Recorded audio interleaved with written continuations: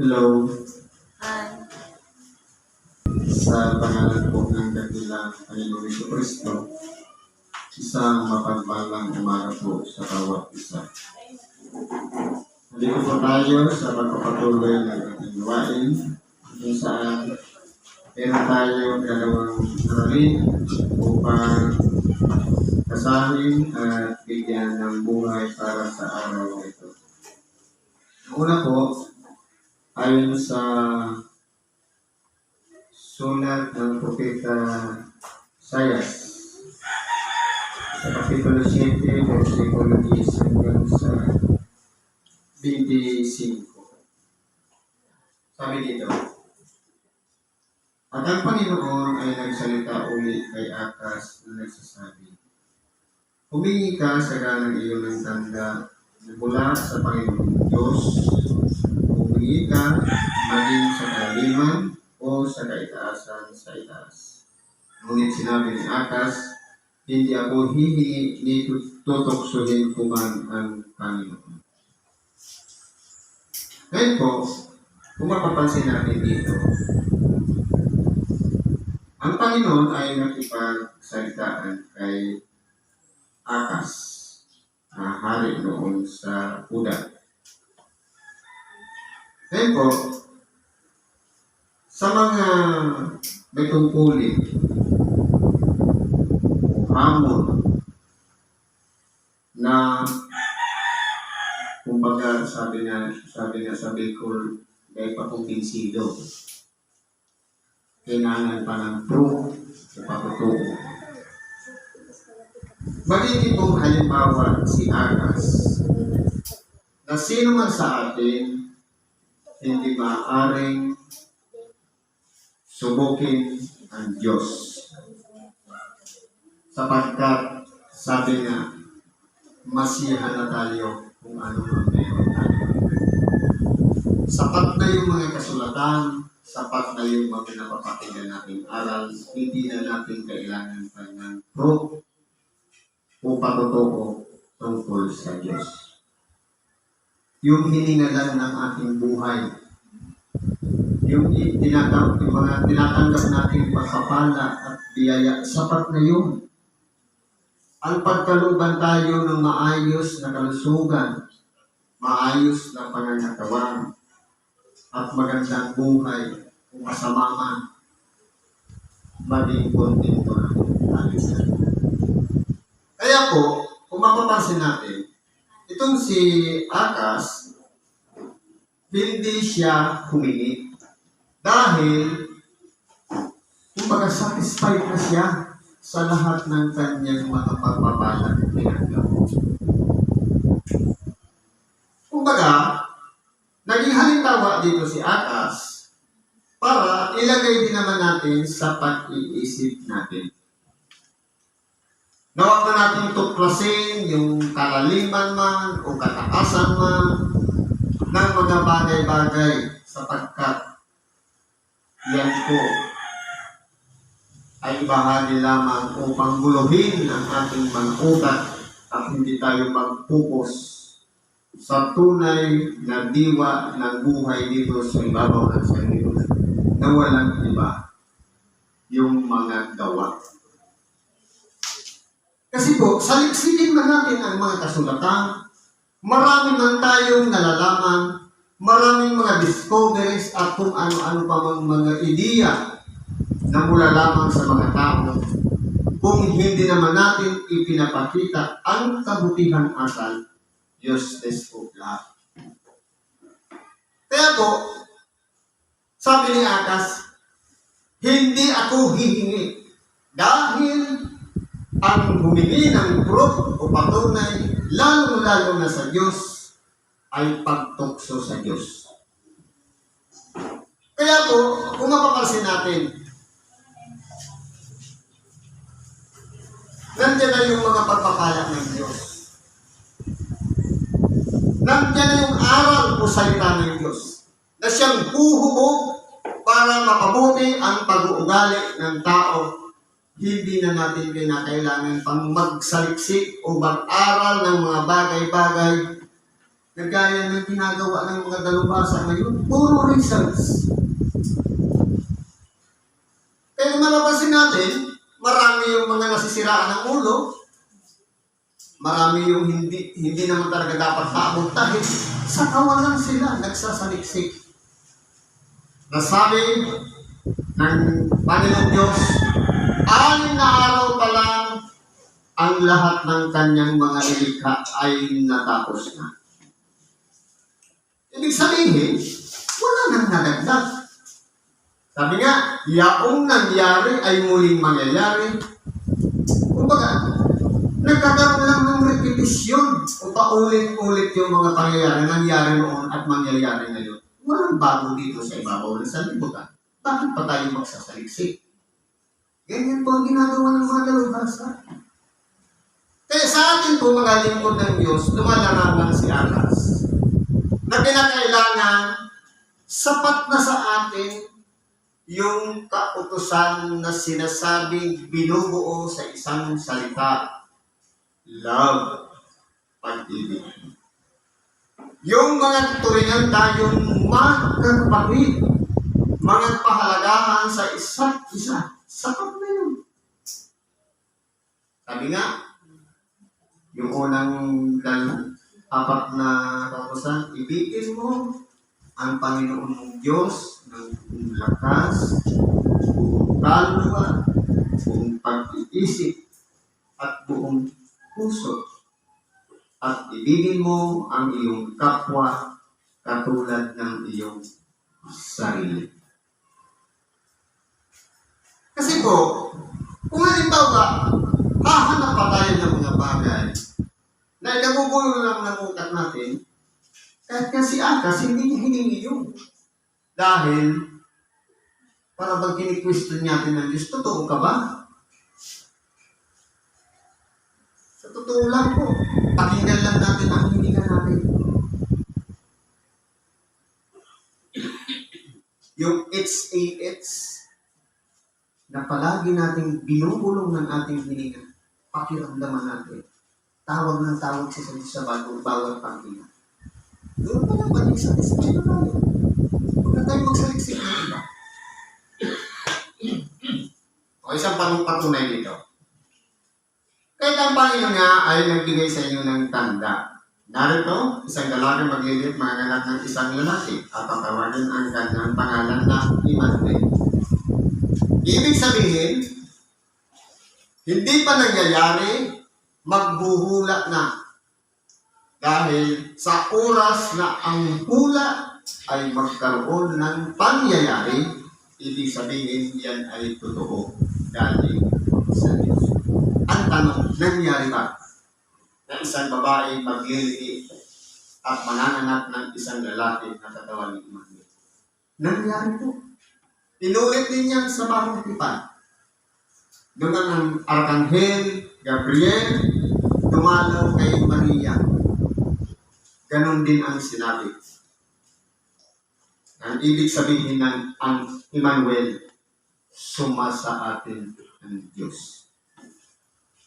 Ano ang sabi ng ating dakilang Panginoon? 2 o 3 na nag-uusap sa pangalan ko, ako'y nasa kalagitnaan ninyo. Aralin natin. Paano siya magiging kalagitnaan? In between ba nung dalawa? O nung 3? Hindi ko. In between ng bawat isa sa 2 o 3. Ibig sabihin, 2 tao man o 3, nandyan siya sa puso ng 2 o 3 tao pinag-uusapan siya. Sapagkat saan tayo kukuha ng ideya kung ang topic si Kristo? Kung hindi siya nananahan sa ating puso, hindi po natin siya magiging topic para pag-usapan natin siya. Anong kulang sa kanya? Siya'y kakain ng mantikilya at pulot pagka siya'y natutungtungan din sa kasamaan at pumili ng mabuti. Yun po, iningatan ng ating dakilang Panginoon. Ang kanyang pagkain pa naman, pati buhay dito sa ibabaw ng sanlibutan. Sapagkat bago malaman ng bata na tumanggi sa kasamaan at pumili ng mabuti, pababayaan ng lupain ng dalawang haring iyong kinayayamutan. Ito po. Una, si Haring Herodes. Halos tatlo kasi ang Herodes na. Herodes na Antipas, tapos meron pang isa. Na, mga hari na iyong kinayayamutan. Bakit? Dahil, yung ipanganak pa lang ng ating dakilang Panginoon. Nakita pa lang yung tala ng mga pantas na dumaan para magpaalam. Kumbaga, respeto lang sa hari na siya na yung tatlong pantas, may hinahanap silang patunay na pagsilang ng isang hari. Yung dalawang hari na yung nagkinayayamutan. Bakit po? Dahil po sa utos ng hari, 2 years or below, lahat pinapatay. Yung pagsigaw ng mga anak na kinitil ang kanilang buhay dahil yung tatlong pantas, hindi na sila bumalik kung ikagbiruan. Anong sa? Dahil ng sabihan ng anghel na itakas mo ang bata, dalhin mo sa Ehipto. Mga haring na yamot nung isinilang ang ating dakilang Panginoon. Ang Panginoon ay magpapasapit sa iyo at sa iyong bayan at sa sandayan ng iyong magulang ng mga araw na hindi nangyari sa araw na humiwalay ang Efraim sa Huda sa makatuwid bagay ang hari sa Assyria. At mangyayari sa iyo araw na yaon na susutsutan ng Panginoon ang mga langaw na nasa kahuli-hulihang bahagi ng ilog ng Ehipto at ang pukyutan na nasa lupain ng Assyria.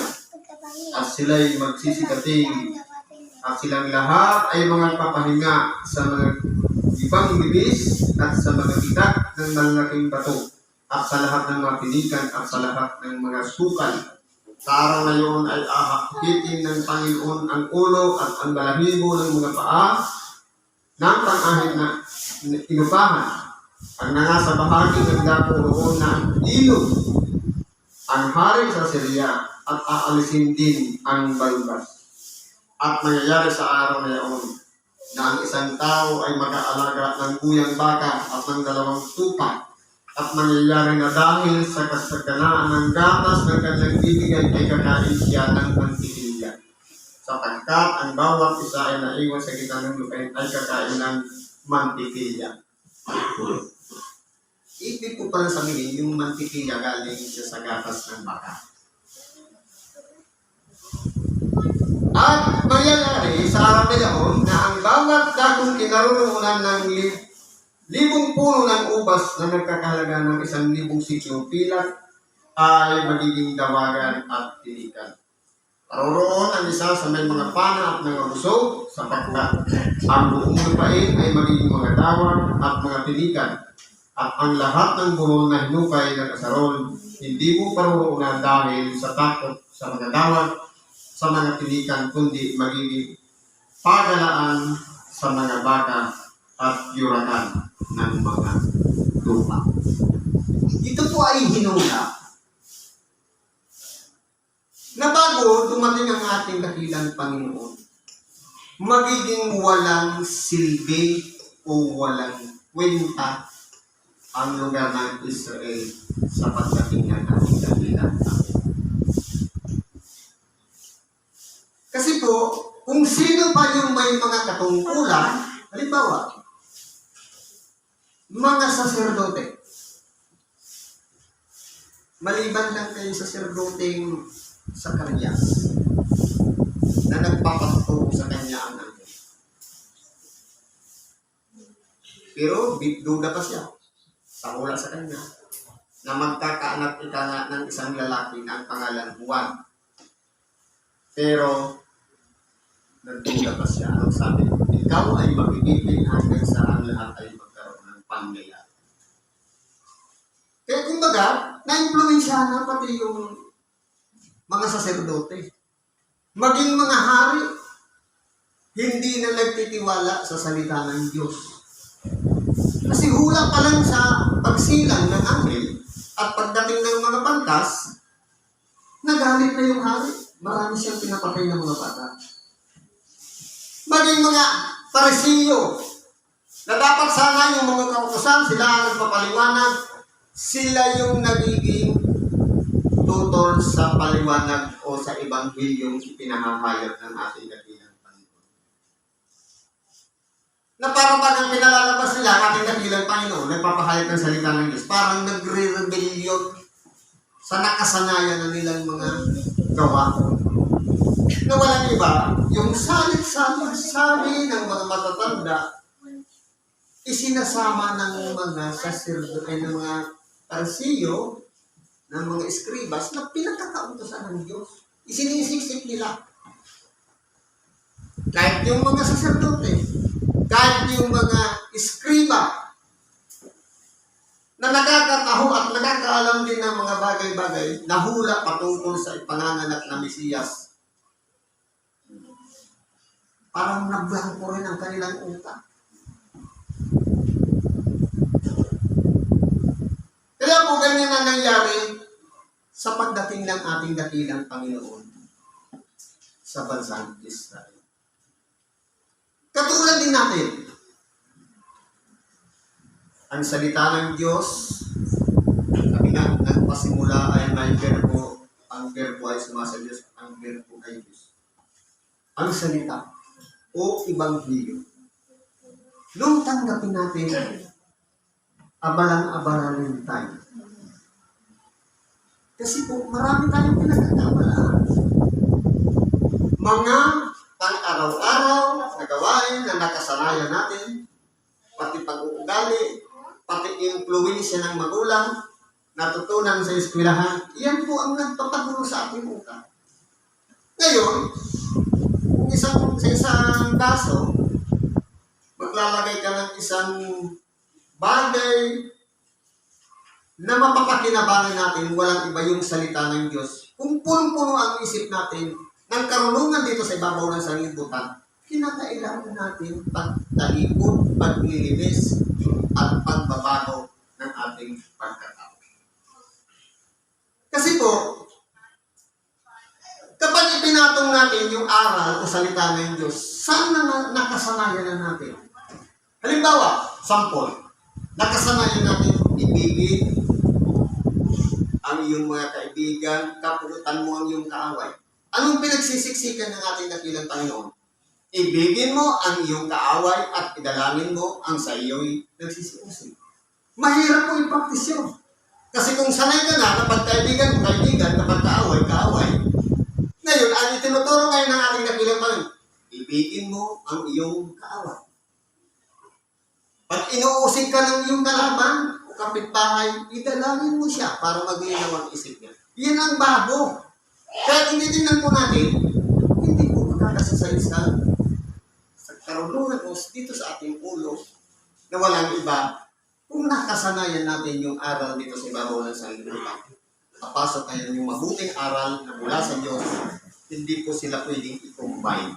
Kinakailangan, isakripisyo yung una, at maglinis tayo, magsisi, at magbago ng ating pagkatao, saka na po tayo i-influensya ng Espiritu Santo. Siya ang magmumulat sa atin at magiging dahilan upang hindi na natin balikan yung dati nating kalagayan na hindi pa tayo malinis at naging kalibog. Lugod sa Diyos. Kaya po, ang mga kaalaman na yan, ang mga karunungan na yan, okay lang, napagdaan natin yan. Pero huwag na tayong hihiling pa ng ebidensya, ng testimonya, o patotoo na kinakailangan pa natin ng pruweba para tayo sumampalataya sa Diyos. Sapat na yung maging satisfy tayo sa pang-araw-araw na tinatanggap natin dito sa ating buhay. Siguro kung nandito na lang pagkikibagin natin. Salamat sa Diyos at ano man ang ating kailangan, karaingan, ilapit po natin sa Diyos. Pagkasimulan natin sa Kanya. Sa Sa ngalan ni Kristo Jesus, salamat at mapagpalang umaga.